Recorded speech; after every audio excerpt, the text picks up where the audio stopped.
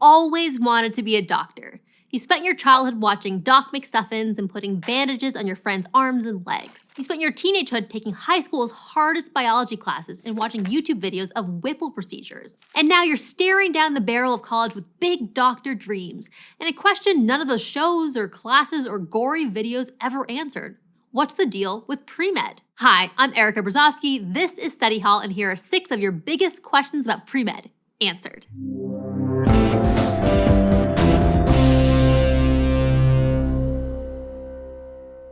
It turns out, the deal with Premed isn't completely straightforward. As much as you might like Premed to have the cute, approachable face of Doc McStuffins, when you cut these programs open, they can look just as complicated and weird as a pancreatic duodenectomy. See, it's pretty common knowledge that studying Premed in college is a good way to set yourself up for doctoring success. But if you're out there trying to find colleges that offer a Premed major, there's your first problem. Because Premed actually isn't a major. It's something called an advising pathway that's designed to prepare you for med school. That advising pathway can include a lot of different things. Many schools have specific Premed advisors or even a whole Premed advising office. This office will have people who can help you create your schedule to make sure you're taking all the prerequisite classes for med school. They'll also help you build your resume with things like research projects, clinical internships, and shadowing real doctors, who might do things a little differently than Doc McStuffins. You may also be able to take classes to help you learn about different types of health fields or the med school application process.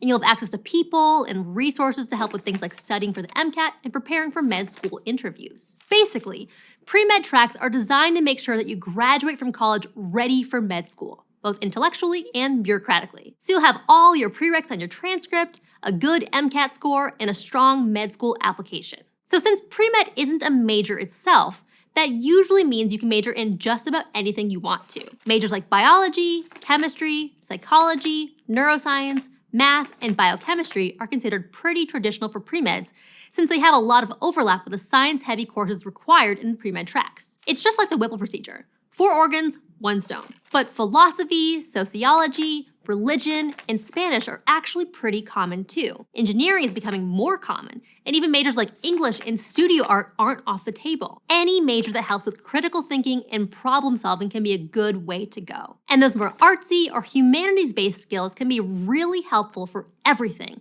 from having more empathy for patients to being able to see the chiaroscuro of the jugular vein. The downside to picking an artsy major is you won't be able to spend all your time analyzing Judith beheading Holofernes.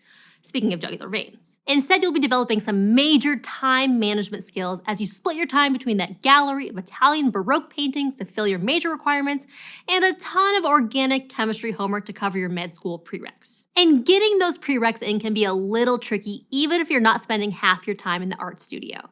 That's because medical schools don't really have a universal list of prerequisite classes.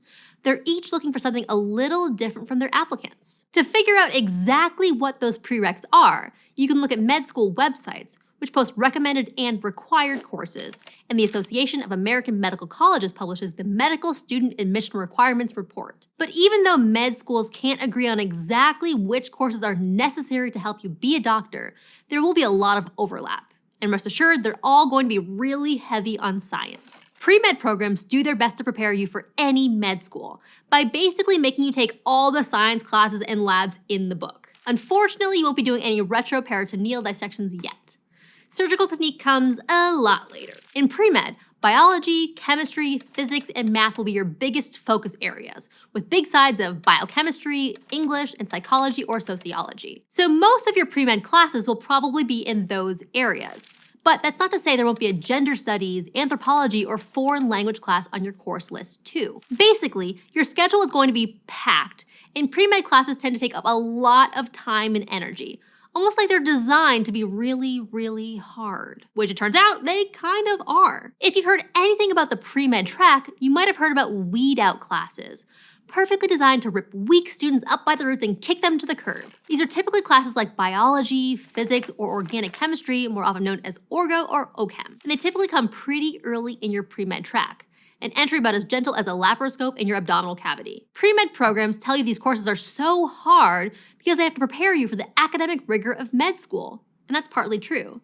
Med school is hard, and you'll want to know what you're getting into. But underneath that idealized pancreatic tail is a predictably diseased duodenum. The truth is that those classes are designed to weed students out. After all, med school can only accept so many students. But systems like that often have unintended consequences. Weed out classes tend to exacerbate inequalities in medical education. Students with more financial resources tend to do better in them and get weeded out less. This happens for all kinds of reasons. Wealthier students might have more time, more resources like private tutors, and more practice navigating institutions like college, none of which makes them better candidates for med school. So weed out classes can end up tossing aside great students who just need a little support and creating pre-med programs that are whiter, wealthier, and less diverse than they could be. But weed out classes are a reality, so you should be prepared to work hard to do well in them. And don't be afraid to ask for help either. Use all the resources your pre-med program has to offer you. Tutors, office hours, all that stuff is for you, and we can help too. We want to remind you all about the study hall courses that can jumpstart or restart your college and career journey right here on YouTube. Here's how it works. Watch any of the course videos on the Study Hall channel for free, then sign up for an online college course led by ASU faculty for just $25 and apply what you've learned. If, at the end of the course, you're happy with your grade, pay a fee that's about a third of the cost of a college course to get 3 transferable college credits on your transcript. Whether you're building new skills, trying to earn college credit, or just proving to yourself that you can do it, Study Hall can help you reach your goals without that financial risk. Check out the link in the description or go to gostudyhall.com to learn more. Now, back to pre-med. And don't worry, not every class will be a weed out class. Med schools also don't expect your transcripts to just be filled with all the hardest science classes. In fact, as long as you have all your prereqs, your actual course load isn't what matters most in your med school applications. What matters most to med schools is your GPA, your clinical experience, and your MCAT scores.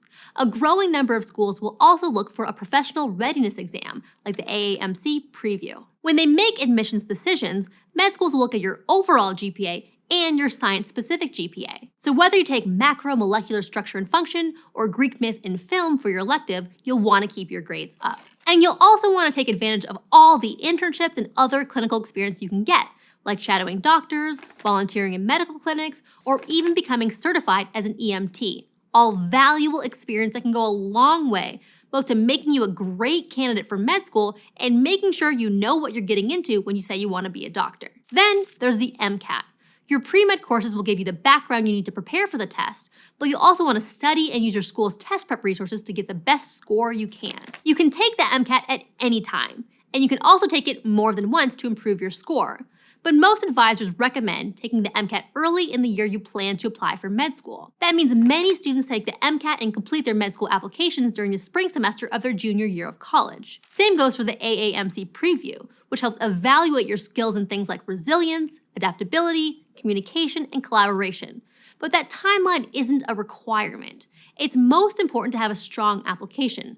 So if that means taking a little longer to complete your prereqs or study for the exams and applying to med school a year or two later, you should do that. But okay, maybe you're already halfway through your cinema studies major and it's too late to change course. Or maybe you graduated 10 years ago with your art degree, but Holofernes jugular is starting to call your name in a different kind of way. Is it possible to go to med school without being pre-med in undergrad? Is it possible to remove the head of the pancreas, duodenum, the gallbladder, and the bile duct while leaving the pancreatic tail intact and functional? Yes. Although I guess you have to admit it takes some forethought. Remember, the point of being pre-med in undergrad is to get prepared for med school. So if you skip some of those steps in undergrad, you'll just have to make them up later.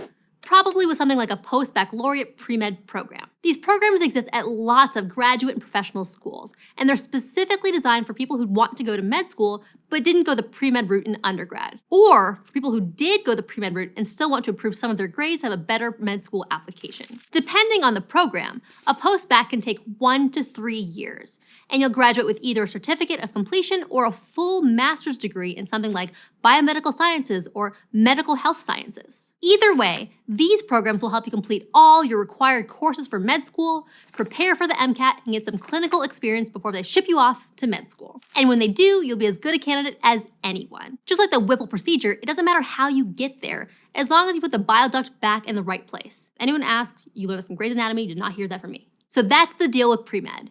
It's not just one thing, and there's not just one way to do it or one type of person who can do it. But but it is the path to follow if you can't wait to get your hands on a scalpel and go to town on someone's pancreas. Or, be a nice, normal doctor with the appropriate training, skills, and information to help people. If you're currently in or thinking about going to college, check out our channel where you'll find more tips about navigating college applications and choosing a major. To find out how to earn college credit with Study Hall, go to gostudyhall.com or click on the link in the description. And if you want to help us out, give this video a like, comment your favorite TV doctor, and smash that subscribe button.